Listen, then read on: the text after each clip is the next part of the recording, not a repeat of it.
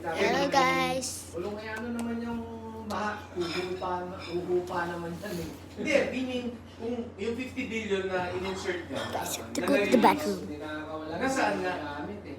kasi gano'n yun eh, parang yung, kahit tayo nung high school, may ghost project na tayo, di ba? Hindi, tayo, di ba? Talagang high school tayo, may ghost project, punta ka sa parents mo.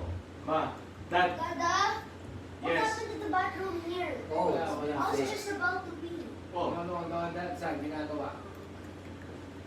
Hindi, sabi ko nga, di ba dati sabihin mo, dad, kailangan ko ng ano, kasi may project kami.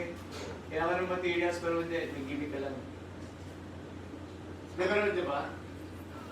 Nung araw ka naman. Pero sinabi ko talaga sa mga pro Duterte na ano, sinabi ko sa kanila, oh, Kay Gloria pa, may mga ganun yun. Hindi, lahat naman yun eh. Hindi mo naman yan. Si Gloria, Pati sa mga mayor. kaya nga dapat kasi talaga, mawala yan eh. Yung ano na yan. Yung, Tsa-tsa talaga. hindi, yung kalakaran na yan. Hindi, sinabi nga ni Lord, dapat yung mga offense, sobrang grabe na hindi ka talaga pwede. Like, di mo sa China, sa Vietnam? Oo. There. Hi guys, I'm back from There. the bathroom. Papatay ka doon. Di ba? China. Dapat kasi ganyan dito. Eh si Risa Ontiveros, di ba?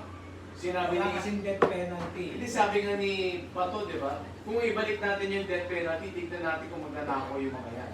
Tapos sabi ni Risa Ontiveros, hindi ayaw naman natin ng death penalty. Yung problema sa inyo, ayaw nyo lagyan ng pangil eh. Di ba? Eh parang yung bata, di ba? Sabi ko na po sa atin, oh, study hard. Eh pag napalo yan, you want to get back? Oo. Natalia, close your legs please. And close your nose. Diba?